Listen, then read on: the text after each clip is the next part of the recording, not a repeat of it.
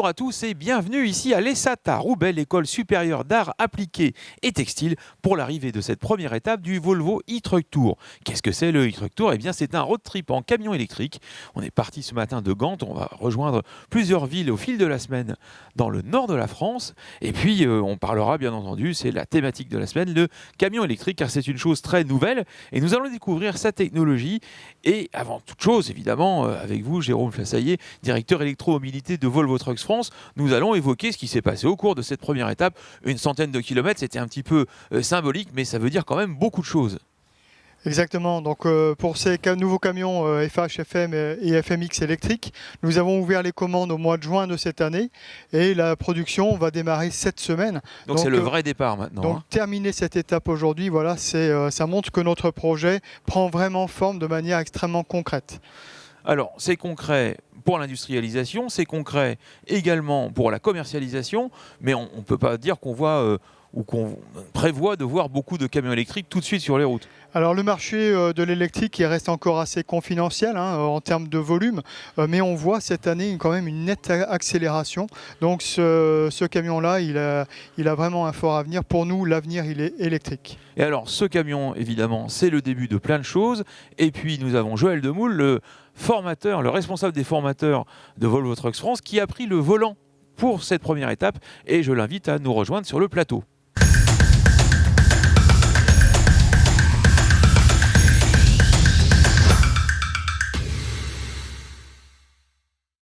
Joël Demoule, bonjour. Merci de nous avoir rejoints. Vous avez eu l'honneur de couvrir cette première étape au volant du FH électrique. Alors, au-delà de la distance, 100 km, on sait qu'il peut en parcourir au moins 3 fois plus. Qu'est-ce que ça représente pour vous, le fait d'avoir fait cette première partie du Volvo e-Truck Tour ? C'est un événement un peu spécial parce que c'est le lancement de notre nouvelle gamme lourde, notre nouvelle gamme électrique FH, FM et FMX. Donc oui, c'est un moment, ça a été une étape importante pour moi. C'est les premiers tours de roue en France à bord d'un véhicule électrique. Alors vous êtes l'un des conducteurs les plus expérimentés au volant d'un camion électrique, mais qu'est-ce qu'on peut dire de qu'est-ce qu'il y a comme différence entre un camion électrique et un camion diesel, je dirais, normal, comme on a l'habitude d'en voir en termes de conduite? Alors fondamentalement, il n'y a pas de différence. Ça reste un véhicule Volvo comme tous nos conducteurs connaissent déjà. Vous voulez dire que la cabine est la même, il n'y a pas de bord, dépaysement? Non.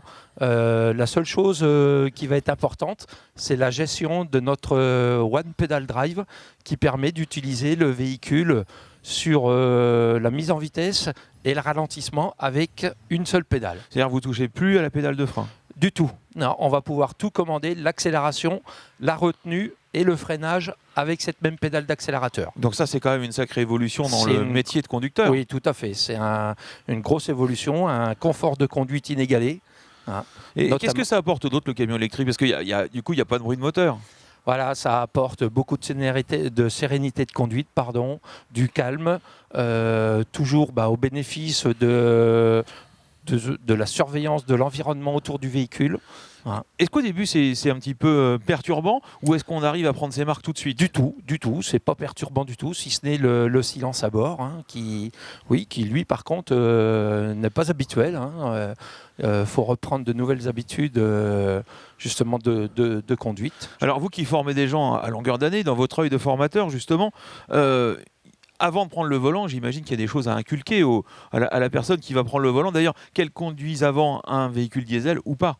Oui, comme je disais tout à l'heure, essentiellement ça va être la gestion, la mise en vitesse avec la pédale d'accélérateur. Tout se gère avec cette même pédale, accélération, retenue et freinage. Fondamentalement, après à bord, on a aussi un levier de ralentisseur qui va être un peu différent, avec juste 2 commandes qui servent à coupler et à pouvoir profiter au maximum de l'inertie du véhicule et pouvoir recharger tout le temps les batteries, chose qu'on ne peut pas faire avec un véhicule diesel. On va pouvoir, dans les descentes, recharger nos batteries, alors qu'en diesel, on vide le réservoir, il ne se remplit jamais, malheureusement. Alors, il y a quand même autre chose. Par exemple, sur les voitures électriques, il n'y a plus de boîte de vitesse. Non. Mais dans un camion électrique, est-ce que c'est la même chose? C'est toujours la même chose. On a toujours notre boîte e-shift qui est très performante sur le diesel. Elle le devient d'autant plus sur ce type de véhicule. hein, avec les mêmes programmes qui seront adaptés aussi à chaque utilisation, hein, FH pour les grandes distances, FM pour la grande distribution et FMX même pour tout ce qui est roulage hors route.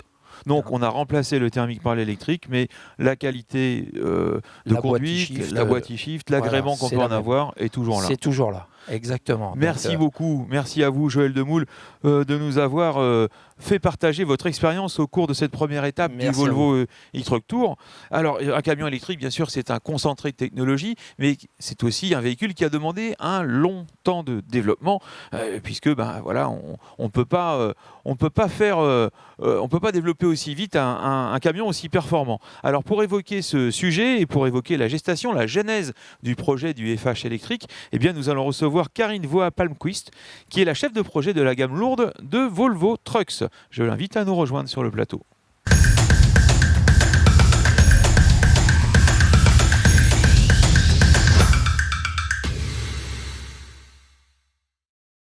Karine, bonjour, merci de nous avoir rejoints sur le plateau pour parler de la jeunesse du FH électrique. Alors vous êtes basé en Suède, hein, là où naissent tous les véhicules de Volvo Trucks. Et la première chose qu'on a envie de vous demander, c'est combien de temps il faut pour mettre au point un véhicule de cette catégorie? Alors, ce camion-là, c'est un travail de longue haleine chez Volvo Trucks. Et on a commencé ce projet en 2018 et avant ça, on avait une phase de préétude. Le développement de ces produits se fait dans plusieurs phases. On teste tous les composants au niveau de la durabilité. On teste le camion dans toutes les conditions climatiques de moins 40 jusqu'à plus 40. Ça veut dire dans plusieurs endroits du monde, Karine? Dans plusieurs endroits du monde. On peut les emmener dans le nord de la Suède où il fait froid. Je pense que vous connaissez très bien. On peut les emmener dans le sud de l'Espagne, par exemple, où là, il peut faire jusqu'à plus 40, voire plus 50. Donc, c'est des conditions assez climatiques extrêmes pour tester les pièces. Pour tester les pièces. Donc, c'est ce qu'on fait. Et en plus de ça, on finit par le calibrage de ces camions et de tous les composants pour s'assurer que le camion fonctionne de façon optimale. En fait. Alors, justement, à partir de quand la phase de test débute vraiment? Alors, les tests routiers ont commencé à partir de 2020. Donc, on a commencé nos tests pilotes chez un client en Suède qui s'appelle Swerock. On a testé un FMX qui transportait du béton et aussi un FMX avec un bras hydraulique pour des projets d'infrastructure. Ça a été testé dans le milieu urbain. Et ce qu'on a fait aussi comme test, on a continué avec d'autres clients un peu plus tard. Et il faut aussi savoir que Volvo a un très très long historique dans le domaine de l'électromobilité. Nous avons déjà commencé en 2010 avec des bus et des camions hybrides. On a continué à lancer la production des bus électriques, 100% électriques en 2017. Et finalement, en 2019, on a eu la gamme urbaine et périurbaine, nos FL FE, jusqu'à 26 tonnes qui ont été mis en production. Donc tout ça nous a permis d'avoir un développement un peu plus accéléré, je dirais, pour avoir ces camions qu'on voit derrière nous. Néanmoins, combien de kilomètres d'essai ont été nécessaires pour la mise au point du FH électrique? Alors, on a eu des kilomètres, on en a eu beaucoup. C'est à peu près 2 millions de kilomètres chez plusieurs clients. Donc, ils ont bien roulé, on peut dire. Et j'imagine qu'il y a un parc d'ingénieurs mobilisés relativement large. Ça représente des millions d'heures d'études. Vous pouvez nous donner quelques chiffres sur ce sujet? Eh bien, c'est 2 millions d'heures d'études pour faire ce camion. Bien sûr, on a concentré, je dirais, sur des composants électriques et électroniques, parce que c'est la grosse partie de la chose. Mais on a su aussi récupérer de la cabine et du châssis, ce qui a fait que de ce côté-là, c'est un peu moins d'heures, je dirais. Donc vous avez récupéré le meilleur, vous avez utilisé un grand nombre d'ingénieurs, des millions d'heures d'études, des centaines de milliers de kilomètres de tests pour pouvoir avoir le résultat qui est derrière nous, finalement, un camion électrique qui se conduit avec un grand agrément et qui arrive à point nommé dans un marché qui, justement, est en train de s'électrifier.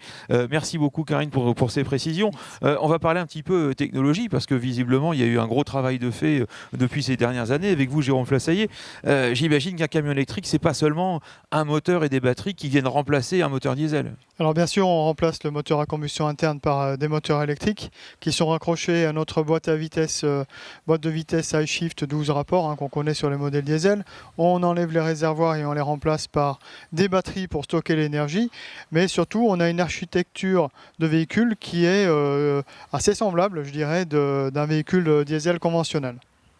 Donc on a remplacé, mais on a adapté. Et puis il y a toute la technologie électronique qu'il faut insérer. Et c'est là qu'on a vraiment le cœur de notre système, c'est-à-dire que sur un véhicule diesel classique, on a un réseau 24 volts qu'on a à nouveau sur notre véhicule électrique pour alimenter les boîtiers électroniques, mais on a aussi deux autres réseaux.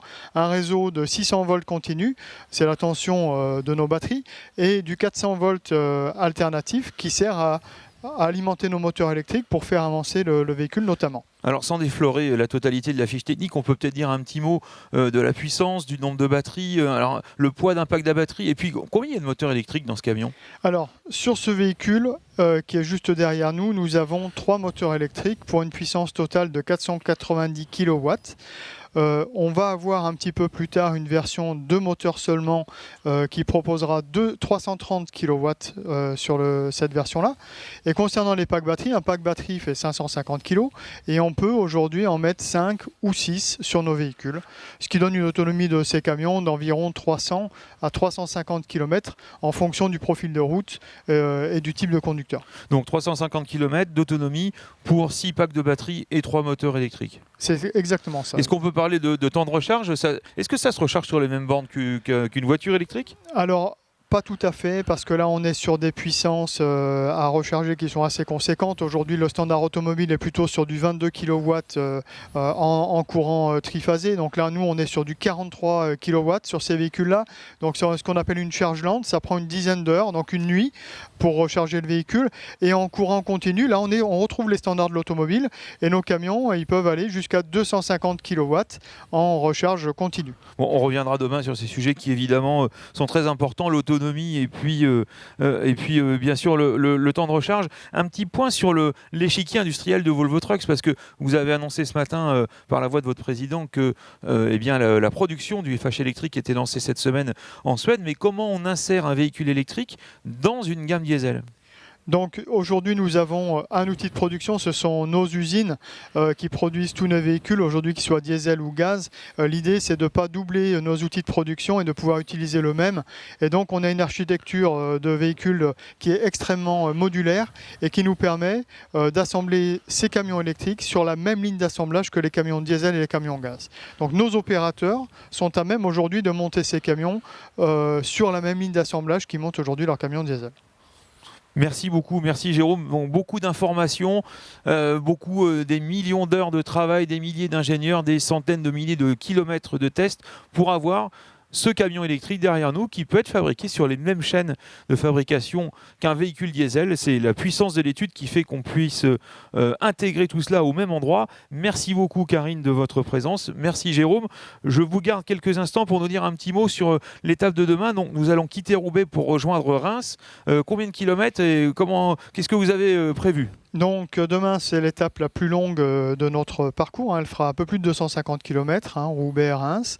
Ce sera un profil plutôt autoroutier, légèrement vallonné, et on sera toujours avec notre FH, 6 batteries, 490 kW, chargées avec une semi-remorque avec un total de 28 tonnes. Donc 28 tonnes de chargement donc avec 350 km d'autonomie, on atteindra donc très facilement notre but demain après-midi. On est extrêmement confiant. Bravo. Eh bien, et on va changer de conducteur.